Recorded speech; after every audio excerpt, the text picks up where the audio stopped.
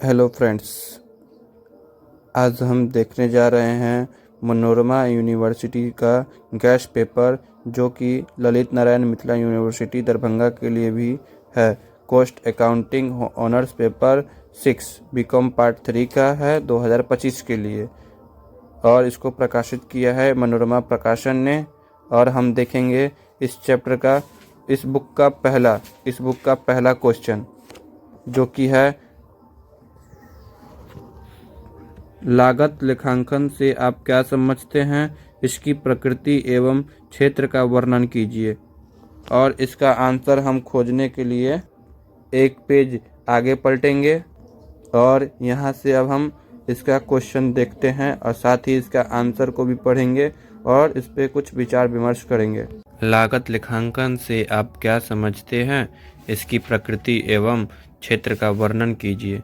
What do you mean by cost accounting and describe its nature and scope?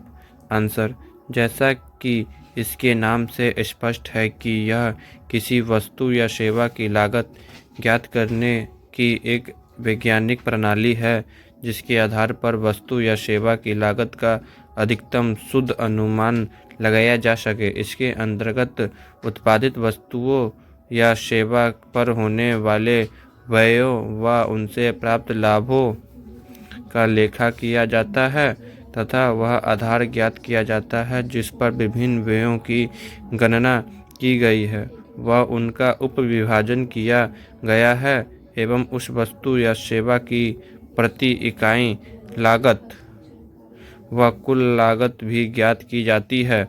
इसके अंतर्गत लागत पर नियंत्रण भी किया जाता है। इस प्रकार लागत प्रणाली है जिसके अंतर्गत निर्माण वस्तु या सेवा की लागत ज्ञात की जाती है या उस पर नियंत्रण रखा जाता है। कार्टर के अनुसार किसी वस्तु के निर्माण अथवा किसी उपकार्य पर प्रयुक्त सामग्री तथा श्रम का खातों में लेखा करने की प्रणाली को लागत लेखांकन कहते हैं। Cost accounting is defined as a system of recording in accounts the material used and labour employed in the manufacture of certain modified or on a particular job.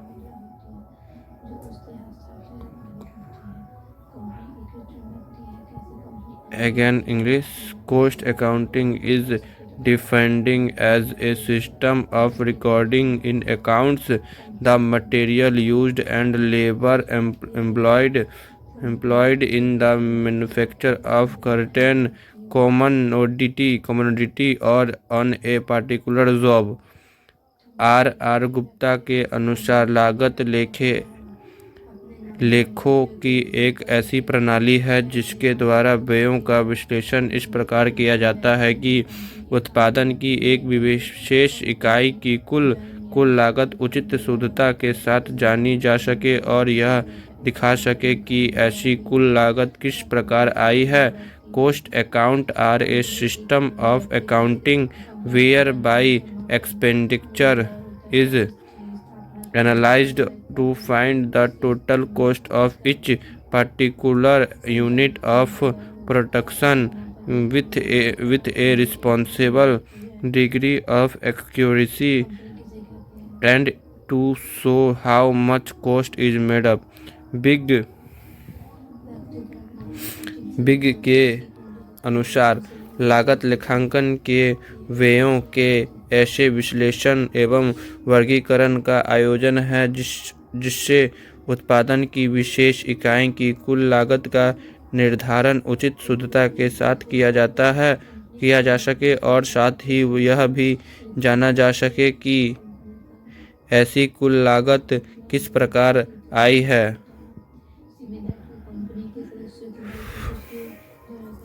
उपयुक्त परिभाषाओं का अध्ययन करने के बाद स्पष्ट होता है कि लागत लेखांकन वित्तीय लेखांकन फाइनेंशियल अकाउंटिंग का ही एक अंग है, जिसके अंतर्गत सामग्री, श्रम तथा व्ययों का ऐसा विस्तृत ब्यौरा रखा जाता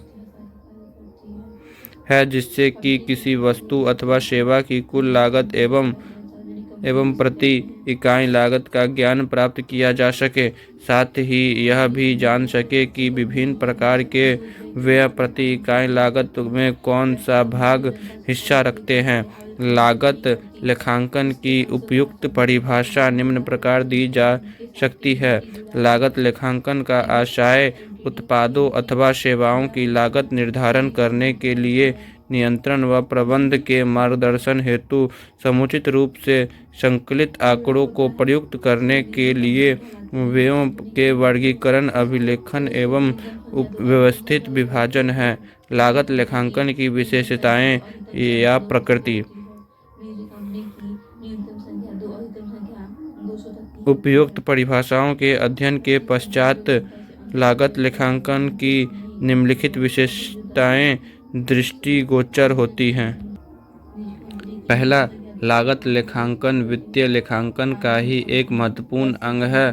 दूसरा, लागत लेखांकन से उत्पादित वस्तुओं की कुल लागत तथा प्रति इकाई लागत की जानकारी हो पाती है। तीसरा, इसके अंतर्गत सामग्री, श्रम एवं व्ययों का विस्तृत ब्यौरा रखा जाता है।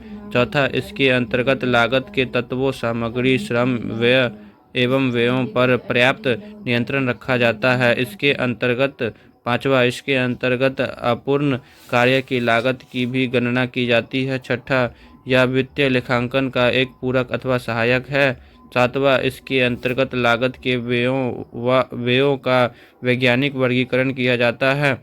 इसके उत्पादित वस्तुओं की शुद्ध लागत की जानकारी हो पाती है। लागत लेखांकन कला एवं विज्ञान दोनों है।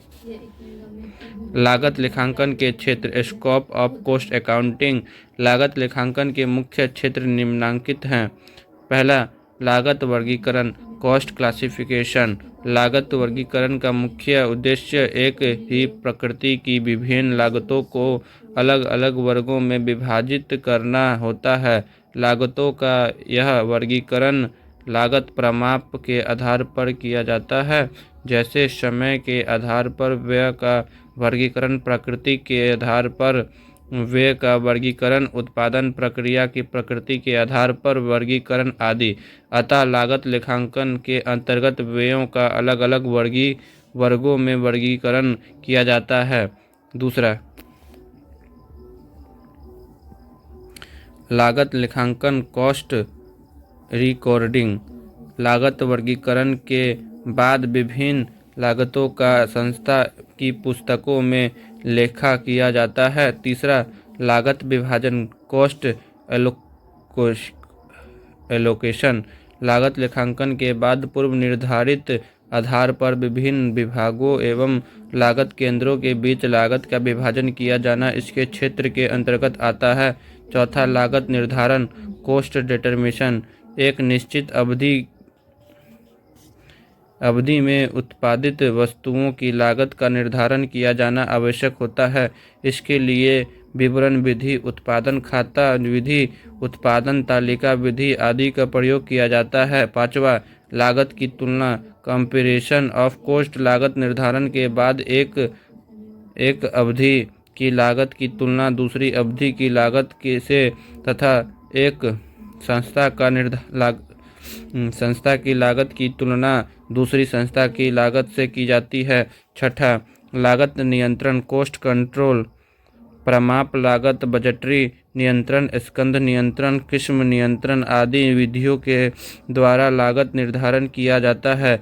इससे स्पष्ट है कि लागत लेखांकन के साधनों का समुचित प्रयोग संभव होता है। सातवां, लागत प्रतिवेदन, कॉस्ट रिपोर्टिंग। लागत प्रतिवेदन का मुख्य उद्देश्य प्रबंध की आवश्यकता अनुसार लागत संबंधी सूचना सही समय पर प्रदान करना होता है, जिससे वह संस्था का नीति निर्धारण कर सके। आठवां, लागत में कमी लाना, कॉस्ट रिडक्शन। इसके अंतर्गत प्रति इकाई लागत कम करने का प्रयास किया जाता है ताकि संस्था अधिक से अधिक लाभार्जन कर सके तथा प्रतिस्पर्धा का सामना कर सके। नौमा लागत अंकेक्षण कॉस्ट ऑडिट। लागत अभिलेखों की जांच को ही लागत अंकेक्षण कहते हैं ताकि उनकी परिशुद्धता को प्रमाणित किया जा सके। इससे लागत प्रतिवेदन की विश्वसनीयता बढ़ती है, साथ ही सामग्री नियंत्रण तथा अशुद्धियों व कपटों को ढूंढने में कारगर साबित होती है। इसी तरह और भी क्वेश्चन जानने के लिए आप हमारे चैनल को फॉलो कर सकते हैं।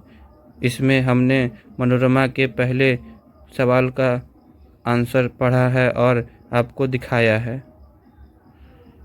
और हमारे चैनल को सब्सक्राइब करना ना भूलें, ब्रेव कोचिंग सेंटर।